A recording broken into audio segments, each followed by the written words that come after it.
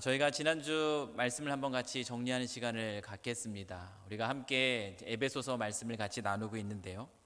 지난주에 바울은 두 가지 비유를 가지고 교회가 무엇인지에 대해서 설명해 주었습니다. 예수님께서 우리를 위해서 그 십자가의 죽으심으로 그 예수님은 하나님과 또 우리 사이에 막힌 담을 허무셨을 뿐만 아니라 또 서로 다른 우리들 사이에 있는 이 막힌 담 또한 허물어 주셨습니다. 그래서 그 십자가로 인해서 서로 다른 우리들이 한 가족이 된 것, 이것이 바로 이제 교회라고 바울이 설명을 해 주었습니다. 또 교회는 또 무엇이었습니까? 예수님이 교회의 가장 중요한 중심이 되시는 그 모퉁이 돌이 되시고, 그리고 서로 다른 저와 여러분들이 그 모퉁이 돌을 중심으로 서로 아름답게 연결이 되어서 하나님이 거하시는 그 거룩하고 아름다운 그 성전으로 지어져 가는 건물, 그것이 바로 교회라고 말씀해 주었습니다. 그렇기 때문에 하나님께서 맺어주신 이 한 가족으로서 서로를 사랑으로 우리는 돌볼 수 있어야 하는 것입니다.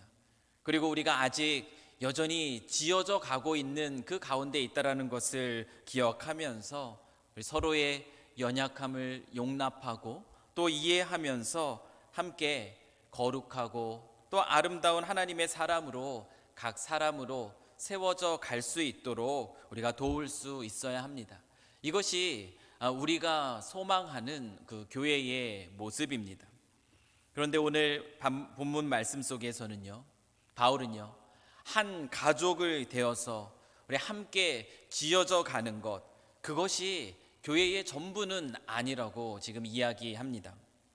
교회는 교회를 이루고 있는 이 성도들을 영적으로 돌보기 위해만 존재하는 것이 아니라, 교회는 아직도 그 하나님을 알지 못하고 있는 이들을 위해서 존재한다라는 것, 이것이 바로 교회의 사명이고 우리가 이 사명을 놓치지 말아야 한다라는 것을 바울은 오늘 자신이 깨닫게 된 비밀, 그리고 자신이 지금 갖게 된 그 사명, 그 비밀과 사명에 관한 짧은 간증을 통해서 저와 여러분에게 들려주고 있습니다. 여러분들이 오늘 이 본문의 말씀을 읽으실 때 어떻게 느끼셨을지 잘 모르겠지만, 저는 오늘 본문 속에서 바울이 이 글을 적으면서 굉장히 신나하고 있다는 것을 느낄 수가 있었습니다. 왜냐하면 지금 바울이 무슨 얘기를 하고 있는가 하면 비밀 이야기를 지금 들려주고 있기 때문입니다. 어떤 비밀을 지금 바울이 들려주고 있습니까? 너 그거 아냐? 아무한테도 얘기하지 마. 너한테만 얘기하는 건데 누가 이렇다더라. 지금 남의 비밀에 관한 이야기를 나누면서 즐거워하고 신나하고 있지 않다라는 거예요. 우리는 그와 같은 이야기들을 안 하시리라고 믿습니다. 우리는 모일 때에요, 그런 비밀을 이야기를 즐기는 것을 우리는 멈춰야 될 것이에요. 대신에 우리가 하나님의 자녀로서 우리가 즐겨야 할 그 비밀 이야기가 어떤 이야기여야 하겠습니까? 바로 우리가 가진 그 믿음의 비밀에 관한 이야기가 우리가 즐겨야 할 비밀 이야기라는 것이에요. 바로 어깨는 우리 사랑하는 성도 여러분들께서 우리가 함께 모일 때에 어떤 비밀 이야기를 즐기는가? 믿음의 비밀, 내가 가진 은혜의 비밀, 이와 같은 비밀을 이야기, 그 믿음의 비밀의 이야기를 즐기실 수 있는 저와 여러분 되기를 소망합니다. 바울이 지금 하고 있는 비밀 이야기, 그 비밀 이야기가 바로 이와 같은 것입니다. 바울은 지금 자신이 어떻게 복음을 전하는 자가 되었는가, 그것에 대해서 아주 신이 나서 지금 이 이야기를 지금 하고 있다라는 거예요. 자신의 소명이 무엇인가에 관한 이야기를 지금 들려주고 있습니다. 소명이라는 것이 무엇입니까? 소명이라는 것은 부르심입니다. 소명이라는 것은 하나님의 부르심입니다. 모든 그리스도인들에게는 이 하나님의 부르심이 두 번 나타납니다. 그 첫 번째 부르심은 어떤 부르심인가 하면 하나님의 자녀로서의 부르심입니다. 구원의 복음을 듣고선 예수 그리스도를 믿어서 성령으로 인치심을 받아 그 하나님의 자녀가 되도록 부르시는 그 부르심이 하나님이 저와 여러분을 부르시는 첫 번째 부르심입니다. 그리고 두 번째 부르심은 어떤 부르심인가 하면 바로 사명으로의 부르심입니다. 하나님의 자녀가 된 우리들이 이 땅에서 어떠한 일들을 하며 살아가야 될 것인가? 그리스도 예수의 일로, 그리고 하나님 나라의 복음을 위한 일로 우리를 부르시는 그 부르심, 이것이 하나님이 우리를 부르시는 그 두 번째 부르심입니다. 여기에 계신 모든 성도님들은요, 지금 모두 하나님의 자녀로 부르시는 그 하나님의 첫 번째 부르심을 입은 분들입니다. 그렇기 때문에 지금 하나님의 자녀의 증거로서 오늘 이 거룩하고 복된 주일 함께 나와서 우리가 예배를 드리고 있는 것이에요. 그런데요, 이 사명으로 부르시는 그 두 번째 부르심은 아마 모든 성도님들이 다 받은 것은 아닐 것입니다. 왜냐하면 이 사명으로의 부르심은 먼저 믿음의 비밀에 대한 깨달음으로부터 시작되어야 하기 때문입니다. 사실은 이 두 번째 하나님의 부르심은 지금 저와 여러분 이미 이 부르심은 다 받고 있습니다.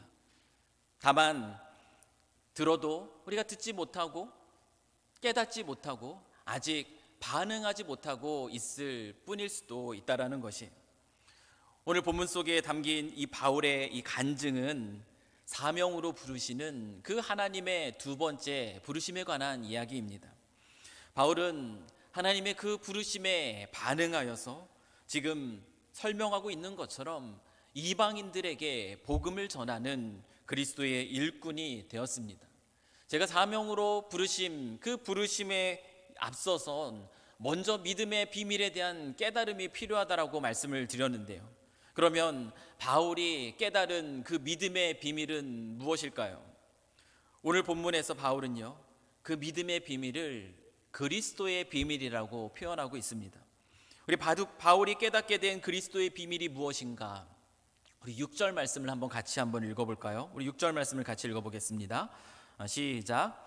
이는 이방인들이 복음으로 말미암아 그리스도 예수 안에서 함께 상속자가 되고 함께 지체가 되고 함께 약속에 참여하는 자가 됨이라. 바울이 깨달은 것이 바로 이것이에요.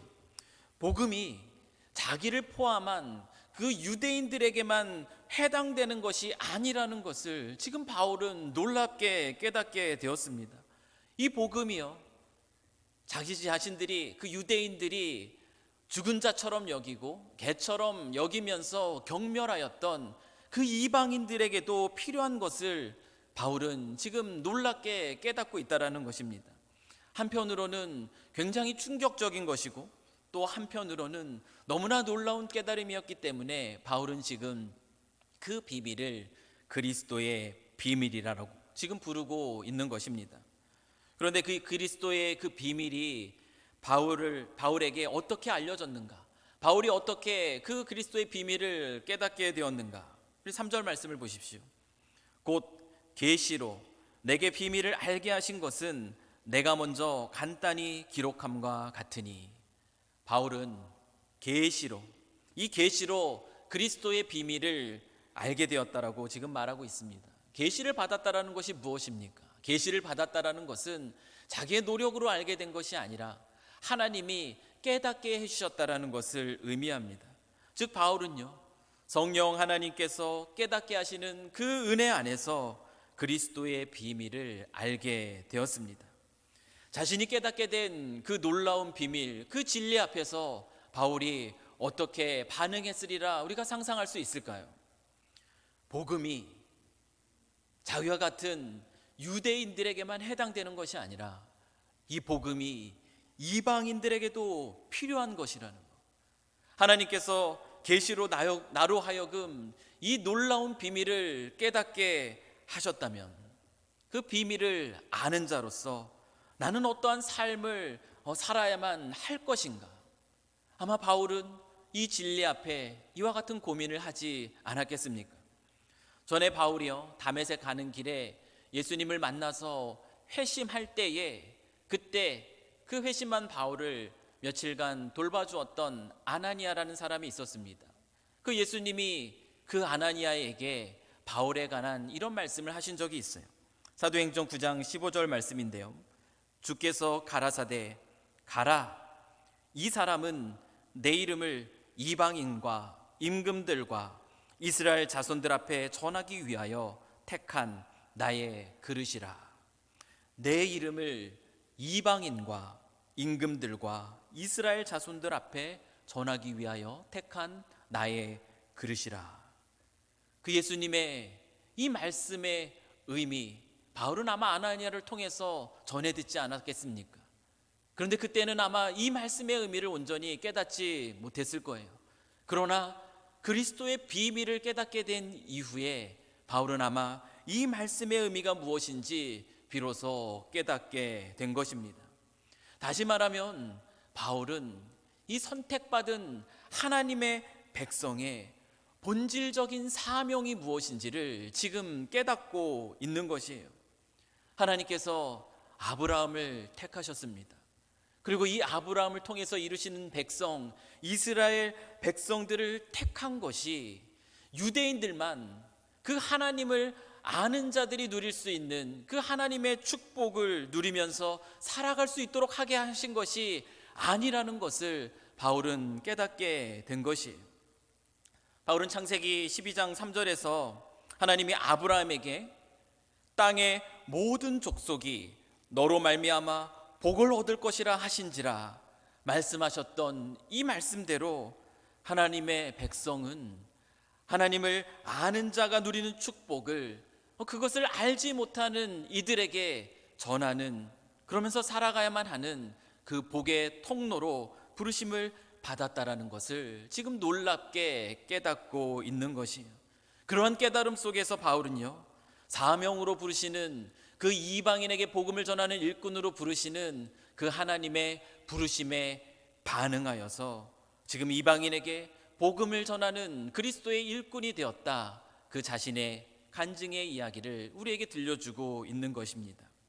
그런데 바울은요, 그 이방인에게 복음을 전하는 이 사명이 단지 자신에게만 주어진 것이 아니라는 것을 오늘 이 말씀을 통해서 우리에게 밝힙니다. 오늘 본문은요, 단순히 바울이요, 자기가 어떻게 그리스도의 일꾼이 되었는가에 대한 간증이 아니에요. 오늘 이 말씀은 교회가 무엇인가, 교회의 사명이 무엇인가에 대한 그 가르침을 포함하고 있습니다. 우리 8절에서 9절 말씀을 한번 보시겠습니다. 모든 성도 중에 지극히 작은 자보다 더 작은 나에게 이 은혜를 주신 것은 측량할 수 없는 그리스도의 풍성함을 이방인에게 전하게 하시고 영원부터 만물을 창조하신 하나님 속에 감추어졌던 비밀의 경륜이 어떠한 것을 드러내게 하려 하심이라.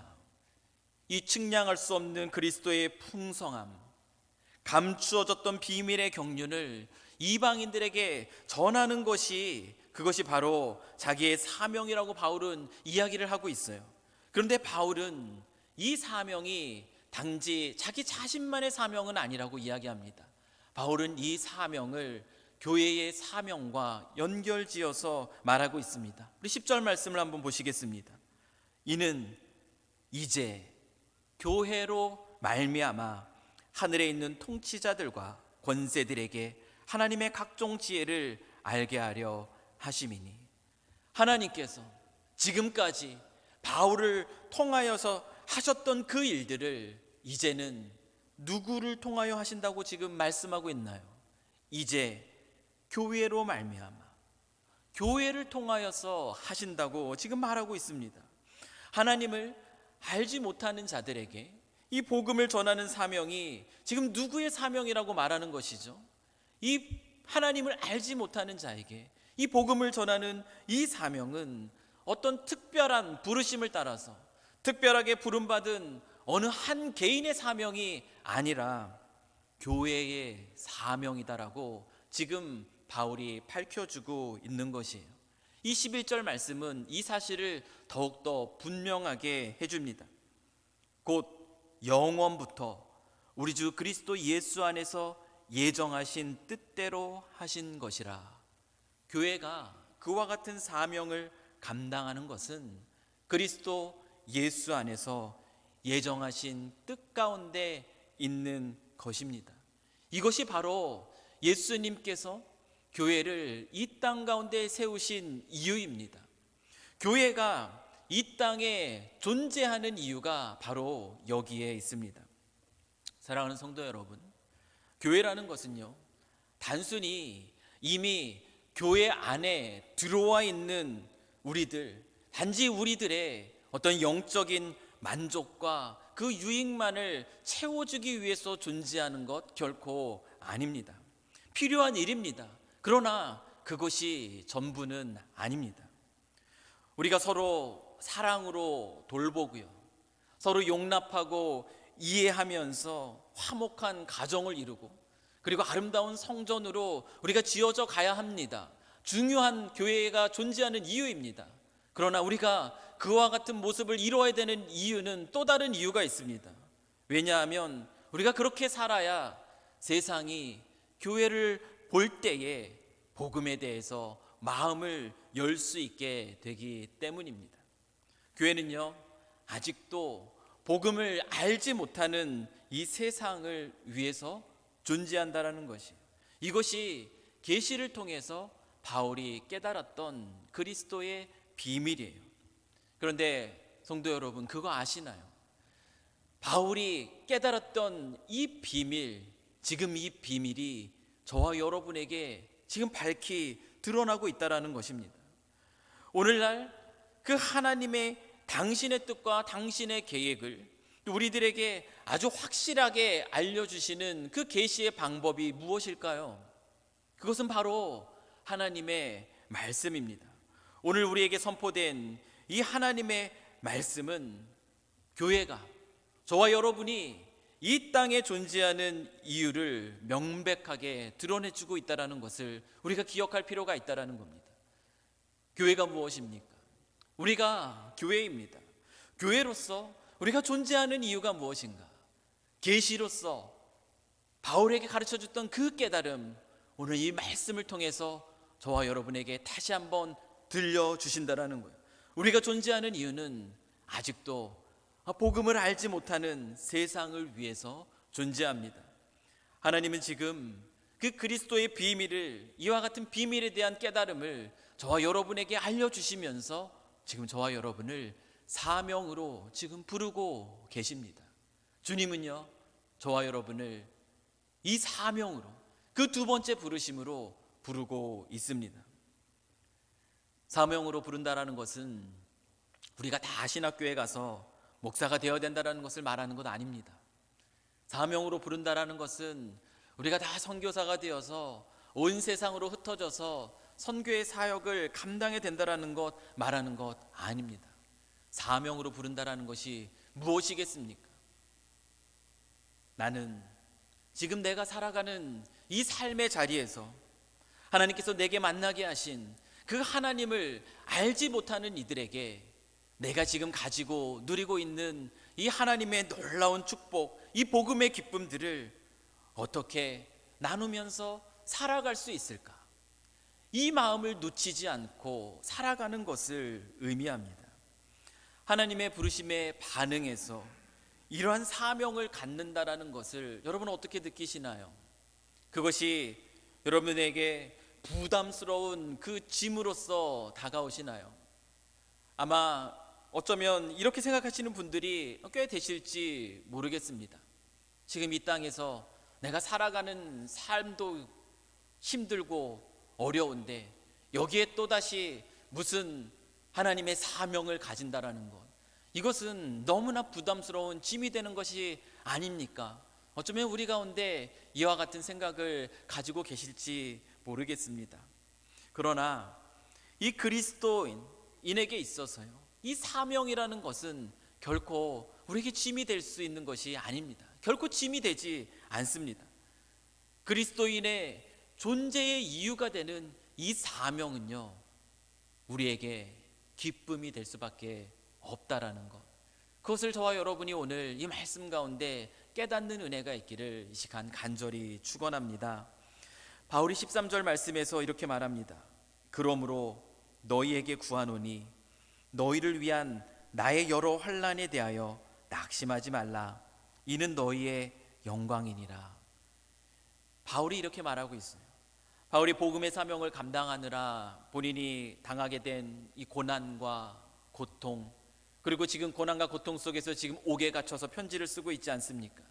이와 같은 여러 가지 상황에 대해서 에베소 성도들에게 낙심하지 말라고 이야기합니다. 오히려 이와 같은 환난이 결국에는 너희에게 영광스러운 것이 될 거라고 이렇게 말하고 있어요. 바울이 이렇게 말할 수 있는 이유가 무엇이겠습니까?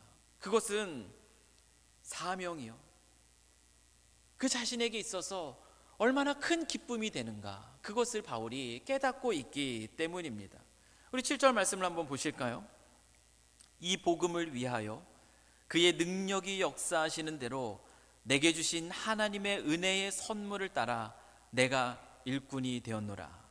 바울이 지금 무엇을 고백하고 있는가? 바울은 그리스도의 일을 위하여 이 복음의 일꾼이 된 것을 자신의 삶에 더해지는 어떤 부담스러운 짐으로 지금 생각하고 있지 않습니다. 자기를 자랑하고자 하는 어떤 영적 교만으로서 어떤 특권이라고도 생각하고 있지 않습니다. 이 7절 말씀을 통해서 바울은 무엇을 얘기하고 있는가 하면 오히려 그 이방인을 위한 복음의 일꾼이 된 것이 자신에게 있어서는 하나님의 선물이다. 지금 바울이 고백하고 있다라는 거예요. 선물은요, 받는 자에게 기쁨을 주는 거예요. 바울은 자신이 가진 사명이 하나님이 나에게 주신 선물이고 나를 기쁘게 하는 것이라는 것을 지금 놀랍게 고백하고 있다라는 겁니다. 우리 8절 말씀도 한번 보십시오. 모든 성도 중에 지극히 작은 자보다 더 작은 나에게 이 은혜를 주신 것은, 바울은 어떻게 고백하고 있냐면 자신이요, 모든 성도 중에 지극히 작은 자인데 그 지극히 자들보다 더 작은 자라고 지금 고백하고 있습니다. 바울이 왜 이와 같은 고백을 할까요? 바울이 어떻게 이런 고백을 할 수 있겠습니까? 하나님 앞에서 자기 자신이 얼마나 연약한 존재인지, 하나님 앞에서 자기 자신이 얼마나 부족한 죄인인지를 깨닫게 되기 때문에, 깨닫고 있기 때문에 지금 이런 고백을 할 수 있는 것입니다. 디모데전서 1장 15절에서도요, 바울이 어떤 고백을 하고 있습니까? 미쁘다 모든 사람이 받을 만한 이 말이요, 그리스도 예수께서 죄인을 구원하시려고 세상에 임하셨다 하였도다. 죄인 중에 내가 괴순이라. 그냥 남들 들으라고, 겸손한 채 하라고 그냥 그렇게 하는 얘기가 아닙니다. 죄인인 자신을 위해서 죽기까지 사랑하신 그 하나님의 사랑, 그 사랑이 얼마나 큰가, 그것을 깨닫고 있기 때문에, 그렇기 때문에 이와 같은 고백을 할 수 있는 거예요. 그와 같은 죄인 중에 괴수와 같은 자기 자신에게 이 측량할 수 없는 하나님의 사랑을 전할 수 있는 그 사명을 주신다라는 것, 그것이 얼마나 큰 은혜인가 지금 바울이 고백하고 있는 것이에요. 그래서요, 이 사명이라는 것은 바울에게 결코 부담스러운 짐이 아니라, 내 삶의 무게에 또 하나를 하나님이 얹어 넣어 주신 그 부담스러운 짐이 아니라 가장 작은 자, 그런 자를 불러 쓰시는 그 하나님의 은혜에 대한 감사이고요, 그리고 나로 하여금 이 땅에서 즐거움을 누리며 살아가게 하시는 하나님의 선물입니다. 지금 바울이 이렇게 고백하고 있다는 것이에요. 이 사명은요, 결코 우리가 생각하는 것처럼 우리의 삶에 부담스러운 짐이 아닙니다. 나 같은 자를, 여러분을 하나님의 자녀로 부르시고 저와 여러분에게 이와 같은 놀라운 사명을 부어주신다라는 것, 저를 그 사명자로 부르시기에 사명은 하나님의 은혜이고요, 그리고 이 사명을 통해서 내가 하는 것이 아니라 하나님의 놀라운 능력을 경험하는 기쁨을 맛볼 수 있게 하기 때문에 이 사명은 저와 여러분에게 기쁨이 되는 하나님의 선물이에요. 그래서 사명은 기쁨입니다. 바울이 이 기쁨을 이와 같이 설명해 주고 있는 것이, 우리 6절 말씀 한번 같이 읽어보실까요? 시작. 이는 이방인들이 복음으로 말미암아 그리스도 예수 안에서 함께 상속자가 되고 함께 지체가 되고 함께 약속에 참여하는 자가 됨이라. 아멘. 한 사람이요, 이 복음으로 말미암아 그리스도 예수 안에서 함께 상속자가 되고, 한 사람이요, 이 그리스도의 복음으로 말미암아 그리스도의 몸된 교회의 한 지체가 되고, 한 사람이 이 복음으로 말미암아 하나님의 약속에 참여하는 것, 그것을 여러분 맛본 기억이 있으십니까? 여러분, 우리가 이 땅을 살아가면서, 그리스도인으로 이 땅을 살아가면서 우리가 이 세상에서 맛볼 수 있는 가장 큰 즐거움은 바로 여기에 있습니다. 내가 전한 어떤 삶의 어떤 모습을 통하여서, 내가 전한 어떤 내 입술의 고백을 통하여서 하나님을 알지 못하였던 한 사람이 하나님의 상속자가 되었어요. 그 한 사람이 그리스도의 몸된 한 지체가 되었습니다. 그리고 그 한 사람이 하나님의 약속에 참여한 자가 되었어요. 여러분, 그것을 경험해 보신 기억이 있으십니까? 아마 그것을 경험한 보신 분들은 아실 거예요. 세상의 어떤 기쁨보다 가장 큰 기쁨은 이와 같은 하나님의 부르심에 따라서 하나님의 놀라운 복음을 나누는 기쁨이라는 것, 그 복음을 통해서 한 사람이 주님 앞에 돌아오는 것을 바라보는 그 즐거움, 그 즐거움보다 가장 큰 즐거움이 없다라는 것을, 그것을 맛보신 분들은 경험할 수 있습니다. 우리가 이 땅을 살아갈 때에 우리가 그리스도인으로 살아가는 이 존재의 이유와 사명을 놓치고 살아간다면 우리는 이 세상 속에서 진정한 삶의 기쁨을 맛볼 수가 없습니다. 여러분, 혹시 오랫동안 신앙생활을 해왔는데요, 내 신앙생활이 왜 이렇게 매 순간 은혜가 사라질까? 왜 기쁨이 사라질까? 왜 이렇게 메마를까? 혹시 그것이 궁금하십니까? 그렇다면 한번 돌아보십시오. 그리스도인으로서 그 존재의 이유와 사명을 지금 내가 혹시 놓치고 살아가고 있는 것은 아닌가? 한번 돌아보세요. 혹시 교회를 보고요, 교회 안에 있는 지체들을 바라볼 때 내 마음속에 감사와 은혜는 없고 그저 불평이 가득하고 불만이 왜 이렇게 가득한지 모르겠다, 그렇게 생각하는 분이 계십니까? 그것이 궁금하십니까? 그 이유는 아마 담임 목회자로서 제가 잘 못하고 있기 때문일 것이에요. 그러나 또 한 가지 생각해 보셨으면 좋겠어요. 내가 그리스도인으로서 이 존재의 이유와 사명을 혹시 놓치고 살아가고 있는 것은 아닐까? 하나님의 이 백성은요, 하나님을 아는 자가 누리는 이 축복을 여전히 지금도 하나님을 알지 못하는 자들에게 전달하며 살아가는 복의 통로로 부름을 받은 존재입니다. 그것이 지금 바울이 깨달은 그리스도의 비밀이에요.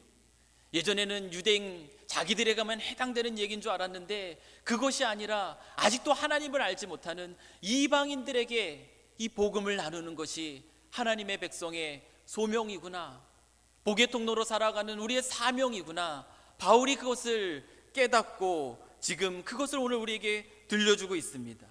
이 사명이 교회로서 저와 여러분이 기억해야 될 사명이라는 것이에요. 사랑하는 성도 여러분, 지금 하나님께서는 저와 여러분을 이 사명으로 부르고 계십니다.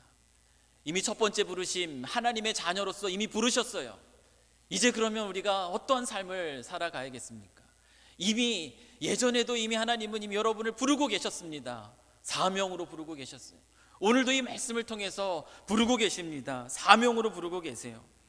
하나님이 주시는 이 사명이 우리의 인생의 나의 삶을 더 힘들게 만드는 이 부담스러운 짐이 아니라는 것.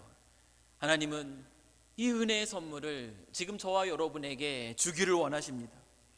그리스도의 일을 위한 복음의 일꾼으로 살아가는 삶의 기쁨이 무엇인지 저와 여러분이 맛보면서 살아갈 수 있기를 하나님께서는 원하고 계시다라는 것이에요.